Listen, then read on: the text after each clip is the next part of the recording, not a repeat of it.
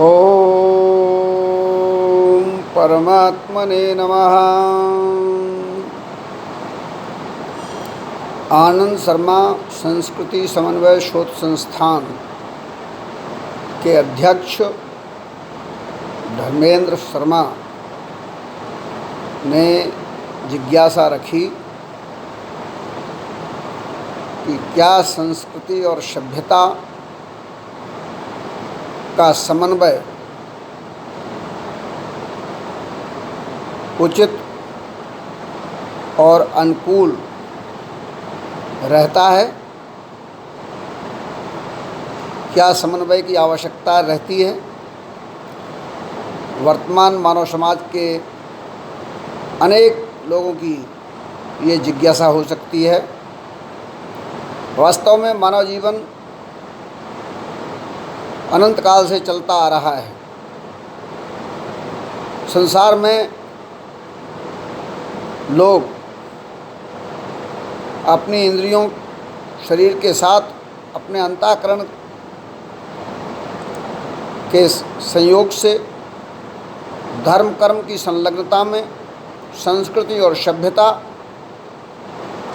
के साथ न्याय और कानून, समाज के बीच जितनी भी इकाइयां हैं, परिवार, पड़ोसी, मोहल्ला, गांव और नगर, देश और अब तो विश्व व्यापी भी जो संतत्व भावना थी वह आज मानव समाज की कार्यशैली है। इसलिए भिन्न भिन्न जाति वर्ग के लोग पूर्व में भी धर्म और कर्म की परिभाषा से भी जुड़े हुए थे, लेकिन आज जाति कर्म का आधार नहीं है। यह भी संस्कृति और सभ्यता का एक हिस्सा है। आज वर्ग विशेष और धर्म विशेष और वर्ण जाति विशेष का अवमूल्यन हुआ है, और यह केवल आज की बात नहीं है। धर्म शक्तिवान के द्वारा स्थापित नियमों का नियमन है। प्रकृति, वेदांत में प्रकृति को बहुत अधिक मान्यता दी गई है। वैदिक संस्कृति और सभ्यता में, पौराणिक संस्कृति और सभ्यता में, यहाँ तक कि जितने भी अवतार हुए उन सब ने अपनी शक्ति संपन्नता से धर्म की स्थापनाएं की हैं। पुरानी संस्कृति और सभ्यता और मर्यादाओं को मिटाया है।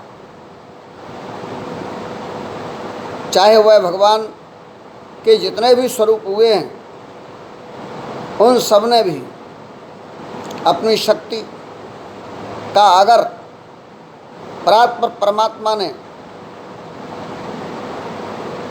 सूर्य, चंद्रमा, धरती सबको में जो गतिमानता, जो नैसर्गिकता प्रदान की है और उसके परिवर्तन का जो स्वयं अपनी शक्तिमानता से गुण कर्म रखा है, जिसे मानना सबकी मजबूरी होती है। इसीलिए महामारी को भी यह समाज ही झेलता आया है। आज भी कोरोना की महामारी है, तो संस्कृतियाँ, सभ्यताएं, रूढ़ियाँ, मान्यताएं, परंपराएं, यहाँ तक कि हर देश का अपना संविधान वह भी बदलता रहता है।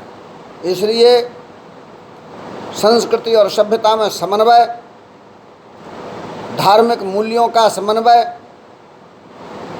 हमेशा मनुष्य को करना पड़ा है। शासक अपनी शक्ति का उपयोग करता है और उन नियमों को धर्म की परिभाषा देता है जिन्हें समाज मानता है। इसलिए आनंद शर्मा संस्कृति समन्वय शोध संस्थान के अध्यक्ष के साथ साथ अन्य लोगों की ये जिज्ञासा हो सकती है।